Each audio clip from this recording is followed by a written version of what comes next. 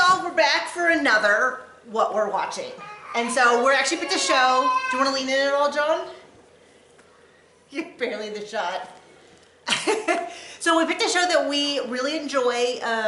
We actually started watching it right from the beginning. It was one of those commercials I saw, and it's What We Do in the Shadows.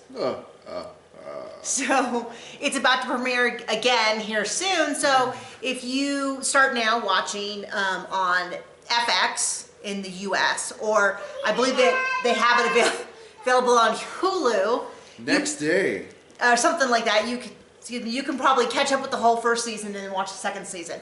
This is done in a mockumentary style, which is the same as like Parks and Rec and The Office, which is single cam with talking head interviews. So it's on TV, so you know it's real.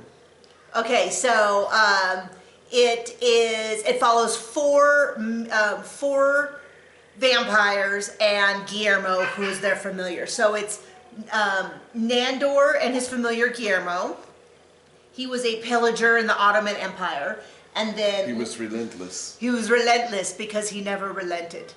And then Laszlo and Nadia are a couple and married. Well, I don't know why I'm doing that. They're married, but they're vampires. And then Colin Robinson, who aficionados of The Office might be familiar with. He played Nate on The Office, who was in the warehouse. Who was also an energy vampire. Who his best lines in The Office were, "Has gum gotten mintier recently?" And remember when he said thanks for the gloves. No, but he also said, "I'll dress extra nice just for you." Anyway, but he plays an energy vampire, and so he is not in every episode. He is kind of like Guillermo. I would call it a second tier character, but when he is there, it is so good. So he's an energy vampire who's like the most boring guy in your office that you get trapped in conversation with, and that's the whole point, is that he just sucks the life out of you.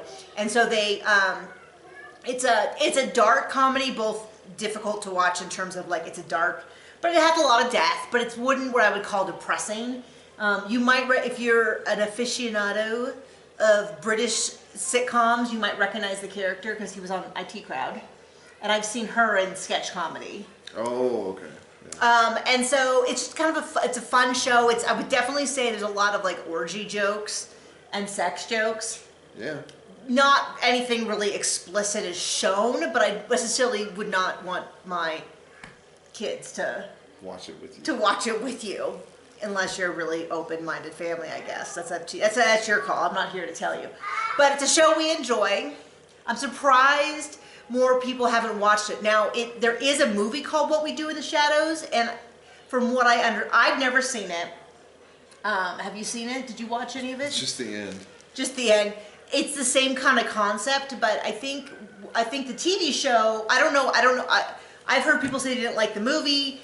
I've never seen the movie, so I don't know, but I think it's a similar type of different cast though, but it's a similar type of concept. But I think they figured out what worked and didn't work in the movie, and then when they pitched the TV show, they might have fixed some stuff. So the pilot episode, you just kind of get introduced to everyone. You get kind of a feel for the relationships between them, and we get introduced to kind of the season 1 arc, which is that the Baron has come. They've been living in Staten Island for 200 years, and the Baron comes to find out why they haven't taken over the New World. And apparently they have not done much in their time in Staten Island, other than eat. And so there's a couple of story arcs that are introduced in the pilot. I think you could probably start with the pilot. A friend and I were just talking about how in sitcoms, a lot of times you say, you have to give it 6 episodes, like The Office. You have to, don't start with season 1, start with the Dundies season 2.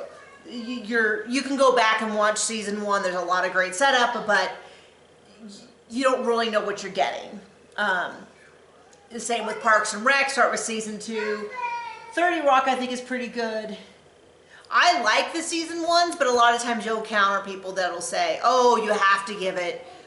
Brooklyn Nine-Nine was like that. I watched the beginning and I was like, okay, but then I caught later episodes and thought it was better.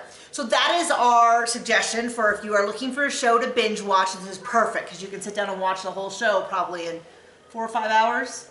Probably. I think the half-an-hour episodes. I think there's only like 8 from the first season, but I think they're a great show. So if you have any recommendations of stuff that you'd like us to watch and review and discuss, hit us up in the comments. Otherwise, stay safe and sane.